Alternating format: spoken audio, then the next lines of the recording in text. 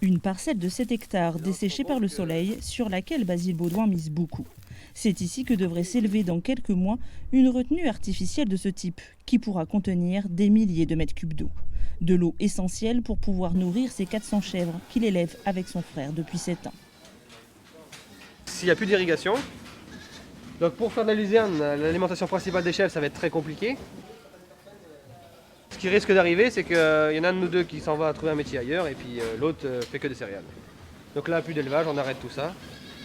Le fumier qui est là, qui nous sert d'engrais pour les champs, il n'y en aura plus. Ce sera de l'engrais de synthèse derrière. Les deux frères sont agriculteurs dans le sud des Deux-Sèvres, un territoire durement touché par les sécheresses estivales. Cette année, aucune goutte tombée entre mi-juin et fin septembre. Comme chaque été, des restrictions d'irrigation ont été décidées par le préfet. Alors les agriculteurs se sont organisés en créant la Coupe de l'eau, une coopérative qui porte un projet de 16 bassins d'irrigation. Le principe, c'est qu'en fait, on va remplir cet ouvrage l'hiver, quand il a beaucoup plu, on est entre novembre et mars. On ne pourra remplir que si la nappe qui est à quelques mètres dessous est en débordement. Grâce à ces ouvrages, 220 exploitations agricoles pourront profiter de près de 7 millions de mètres cubes d'eau. Une association environnementale dénonce un projet surdimensionné et accuse les retenues déjà existantes d'être responsables de la baisse du niveau des cours d'eau et des nappes, comme ici au bord du Mignon, une rivière à sec depuis mai. Il est anormal et injuste que certains, une minorité, s'accaparent l'eau et cela la confisque à tous les autres pour la garder, pour en plus pratiquer des cultures qui sont loin de nourrir les hommes du coin, qui sont exportés à 80%. Dans le viseur du collectif, la culture intensive du maïs, très présente dans la région. Une plante très gourmande quand la pluviométrie vient à manquer. La grande inquiétude des écologistes, c'est la sauvegarde du marais Poitevin. Les rivières des Deux-Sèvres jouent un rôle crucial dans l'alimentation en eau de la deuxième zone humide de France.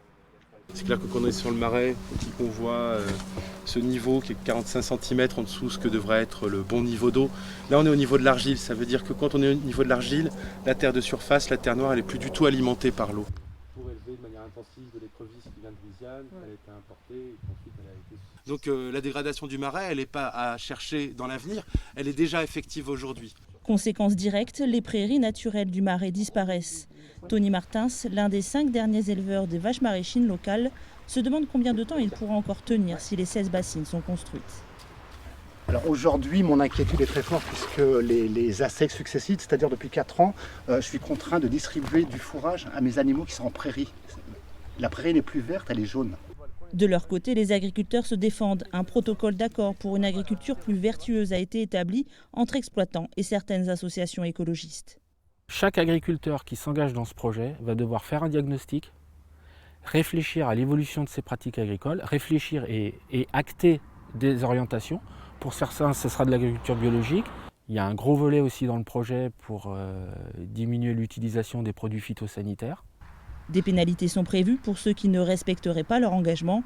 Pas suffisant, estime le collectif Bassine Non Merci. Il appelle à une grande mobilisation citoyenne dimanche, une ultime bataille pour faire pression sur le président de la région Nouvelle-Aquitaine.